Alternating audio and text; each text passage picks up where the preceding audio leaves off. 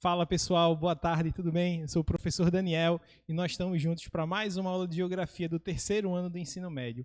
Hoje a gente vai falar um pouquinho sobre a divisão internacional do trabalho e a gente vai tentar compreender aí como esse processo de desenvolvimento dos ciclos econômicos ou da atividade econômica em escala global promove também alterações nas relações de trabalho e no processo de produção e consumo entre pessoas e entre países. Quando a gente para falar sobre isso, a gente tenta identificar o seguinte, que esse processo, tá, ele vai se dar a partir de um ciclo que vai estar estabelecido entre o desenvolvimento e a atuação das principais atividades econômicas em escala global. Então, o que é que a gente pode falar sobre isso? A gente pode dizer aí que a divisão internacional do trabalho ela vai ser caracterizada pela distribuição da produção econômica industrial de maneira internacional, tá? E o que isso quer dizer para a gente? Que considerando que é impossível, tá, que um único país ele seja potencialmente produtor de todas as mercadorias que ele precisa para si, a gente vai ter um processo de divisão dos campos de especialização da atividade produtiva pelas diversas partes do nosso planeta. Então, é imprescindível que a gente observe, tá? E a gente saiba, nenhum país ele apresenta características autossuficientes.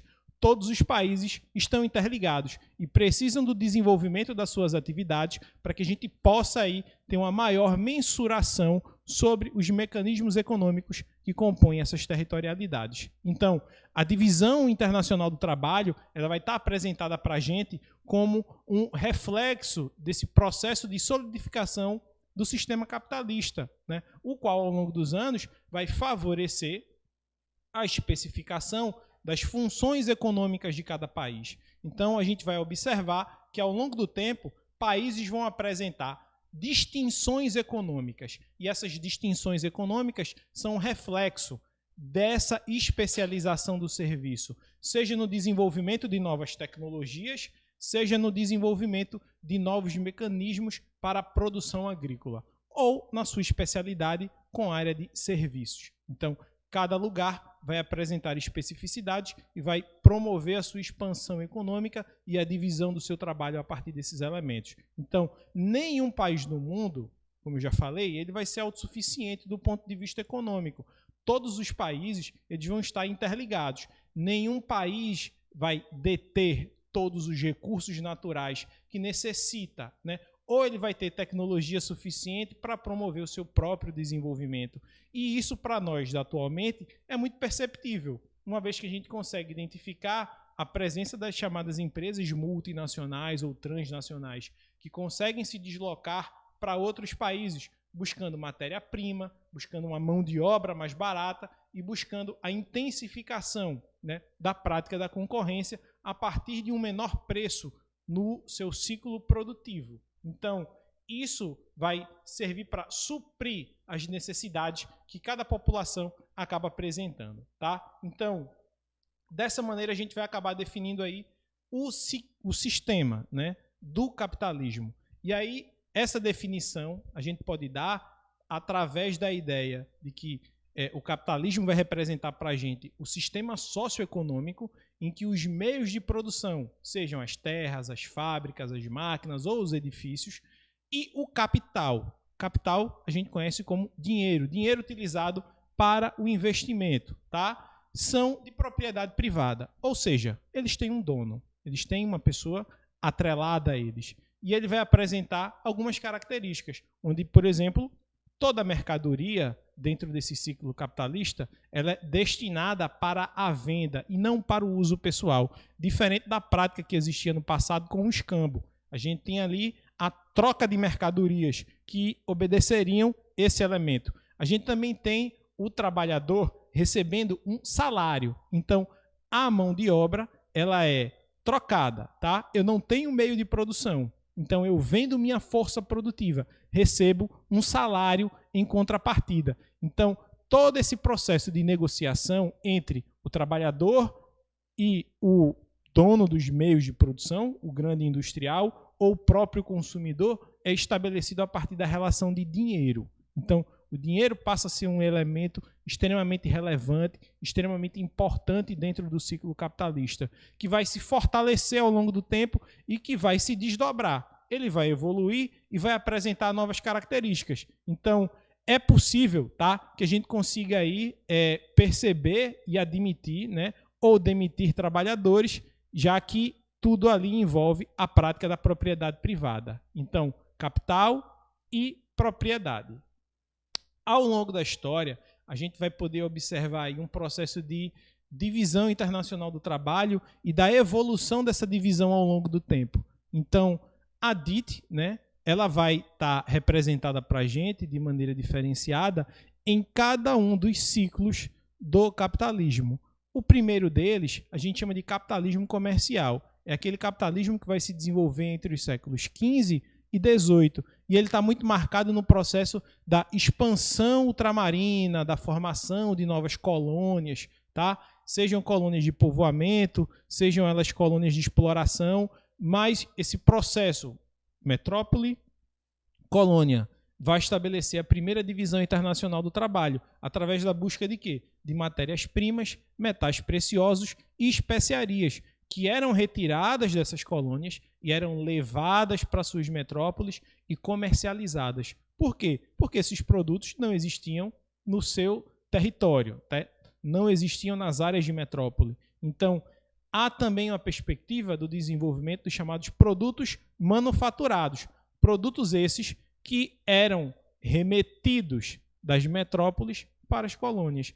Caso que ocorreu com muita frequência no Brasil, onde a gente mandava uma série de matérias-primas para Portugal, esses produtos eram beneficiados e eram trazidos de volta para cá, tá? Só que com um valor muito maior. Então, esse processo de enriquecimento e de beneficiamento dos produtos, ele acabava trazendo, né? Ele agrega valor ao seu produto e ele faz com que a metrópole, naquele momento, continue apresentando um grande ciclo de poder. Então, esse processo do ciclo produtivo, ele vai estar baseado numa diversidade. Então, a gente vai ter ali um ciclo de quantidade, a gente vai ter a limitação das mercadorias, a gente vai ter um processo meio que de controle. Por quê? O desenvolvimento da atividade produtiva naquele momento, ele era basicamente manual.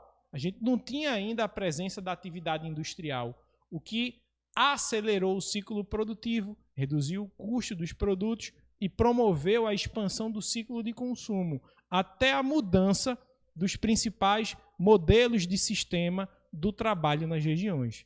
Um exemplo disso, o final do trabalho escravo, tá? Que começou a ser largamente promovido na Europa em detrimento do trabalho assalariado, resultado desse ciclo de expansão. Então, a produção ela vai ser em pequena quantidade, a gente vai ter a limitação de mercado, porque é difícil o processo de conexão, já que naquela época todo deslocamento era feito através de carroças e para as metrópoles a partir de navios, então a gente também vai ter uma limitação dos lucros naquele momento.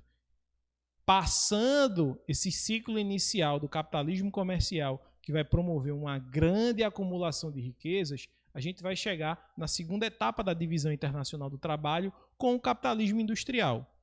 Esse capitalismo industrial ele vai promover ali o surgimento das máquinas num período que vai se estender, principalmente do século XVIII até o início do século XX. Então, esse capitalismo industrial ele vai impulsionar a criação de novas técnicas, de novas tecnologias, de novas formas de organização das cidades, vai impulsionar o ciclo de consumo, o que vai promover ainda mais ganho dentro do sistema capitalista. Ele vai gerar mais riqueza, vai gerar mais lucro. Então, a divisão internacional do trabalho da fase do capitalismo industrial, ela na realidade ela mudou muito pouco, tá? Em relação a esse capitalismo comercial. Qual é a grande diferença? A gente vai ter ali a diferença principal é que as metrópoles vão passar a ser industrializadas. E aí a gente passa de um modelo colonial para o chamado neocolonialismo. A gente vai começar a ter também um processo de uma série de ciclos de libertação dos países. Eles vão começar a se desbravar das suas metrópoles, mas, em consequência, eles vão manter uma dependência econômica muito intensa, né, ainda dessas antigas metrópoles, o que vai estar caracterizando para a gente o chamado neocolonialismo. Então, ele deixa de ser colônia, mas ele continua dependente economicamente, seja da sua antiga metrópole, seja de outros países que dominam um ciclo produtivo mais robusto. E eles continuam mandando matérias-primas e passam a se tornar grandes centros de mercados consumidores. Por quê? Eles vão adquirir esses produtos que exigem uma técnica, uma especificidade maior, que exigem um alto grau de desenvolvimento tecnológico. Consequentemente, eles vão exportar a matéria-prima que vai ser utilizada nessas novas regiões. Tá? Aí eu tenho a inserção dos chamados produtos industrializados. Então, nessa perspectiva do capitalismo industrial, que vai estar ali consolidada com o desenvolvimento do setor automobilístico já no século XX, mas que vai ter início com o desenvolvimento das grandes indústrias de produção têxtil, eu vou ter ali uma produção mecanizada, eu vou ter uma produção em grande quantidade e grande diversidade. Vou ter também ampliação do mercado. Tá? Esse mercado é a área onde o comércio ocorre. E eu também vou ter uma ampliação dos lucros, uma vez que eu começo a ter um grande contingente nesses setores. Mas aí é importante a gente perceber uma coisa, que todo modelo do ciclo capitalista ele começa a sofrer pequenas alterações ao longo do tempo. E geralmente essas alterações servem e vêm, né, a partir de crises econômicas e servem para que esse ciclo seja reestruturado. A gente passa no início do século XX por um grande problema no capitalismo industrial, justamente provocado pela sua superprodução. Se produzia demais, se produzia mais do que era necessário, se produzia mais do que era possível de ser vendido. E isso gerou a crise da superprodução. Então, a gente tem ali a quebra da Bolsa de Valores, tá, no início do século XX, para comprovar essa característica que vai mudar ao longo do tempo. Então, a gente vai começar a perceber hoje a substituição da prática do estoque, por exemplo. Então, o estoque de produtos passa a ser evitado e a gente começa a ter um ciclo de produção em uma nova linha, onde você produz aquilo que vai para o mercado, aquilo que vai ser consumido e aquilo que vai atingir de maneira mais rápida a população. Outra característica que a gente pode apresentar a partir desse momento, dentro da divisão internacional do trabalho, é aquela promovida pelo chamado capitalismo financeiro. O capitalismo financeiro ele começou a ser praticado em larga escala já em meados do século XX e ele se estende até os dias atuais. Tá? E de onde é que ele vem, como é que ele surge, qual o processo decorrente dele? A partir do ciclo de descolonização, tá, do continente africano e da Ásia, a gente vai começar a ter ali o surgimento de um conjunto de países que são chamados países subdesenvolvidos, tá? Porque apresentam baixos índices de desenvolvimento humano e apresentam também baixos índices de industrialização. Então, eles se tornam países subdesenvolvidos e industrializados. E a gente também vai ter a expansão das chamadas empresas multinacionais e das empresas transnacionais. A gente também vai ter ali um ciclo, tá, que vai se estabelecer entre 3 divisões internacionais do trabalho que a gente vai poder observar de maneira bem clara, que vai ser muito diferente, tá, do que aconteceu com o capitalismo financeiro. Então, nesse novo ciclo, nesse novo modelo do sistema capitalista financeiro, já em 1918 a 1945, a gente vai ter ali o estabelecimento sobre as metrópoles europeias. Então, boa parte do continente europeu, em seus principais países, vão centralizar o desenvolvimento dessa nova estratégia, dessa nova formatação de lucro. Por quê?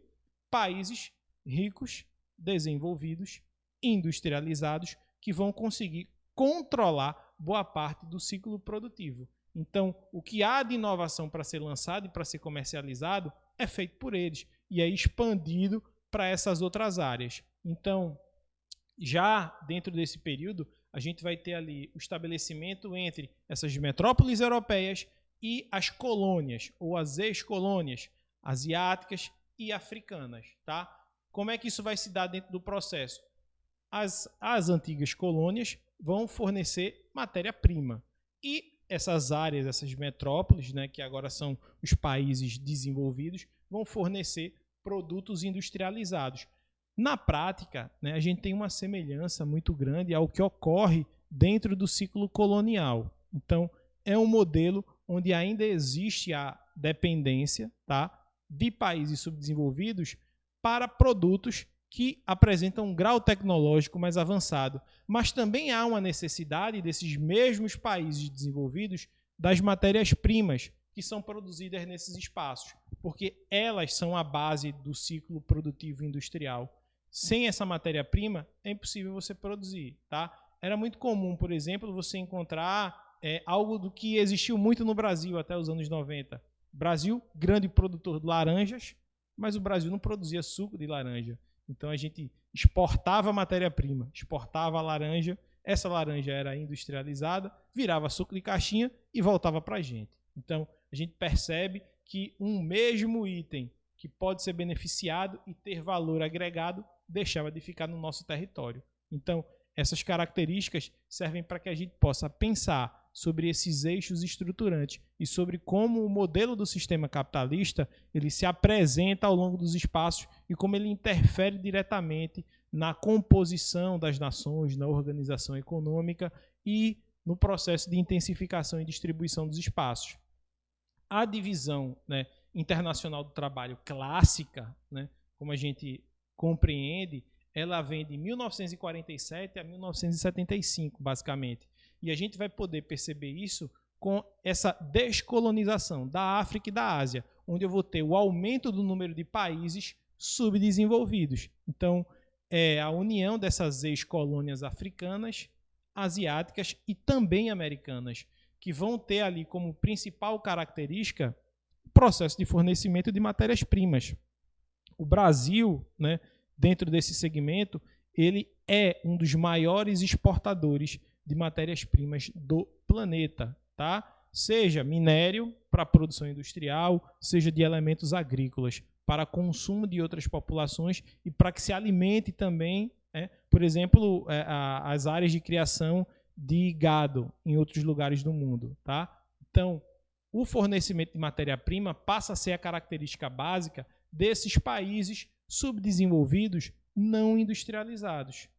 E aí eu tenho do outro lado os chamados países desenvolvidos, que entram nessa luta, nessa concorrência.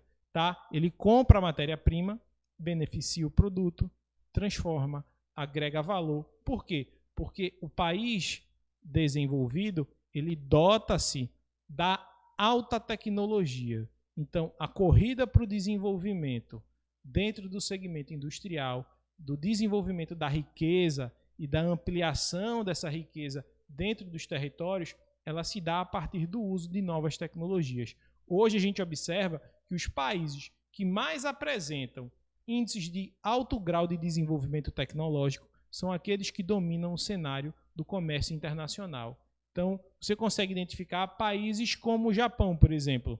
O Japão é um arquipélago, um conjunto de ilhas, mas é um dos maiores exportadores de bens tecnológicos do planeta. Isso faz com que o país se torne extremamente rico, apesar da sua pequena territorialidade. Ele não apresenta uma grande produção agrícola, porque ele não apresenta as características necessárias para isso, mas ele apresenta uma grande produção de itens técnicos e tecnológicos, trazendo de volta para si essa grande conjectura. Ele faz com que o seu mercado se expanda, ele faz com que ele tenha um grau de índice de concorrência muito forte, porque ele leva aquilo que os outros não têm. Ele exporta a tecnologia em contrapartida desses países subdesenvolvidos. Gente, eu agradeço a participação de todo mundo e a gente se vê na próxima aula. Um abraço.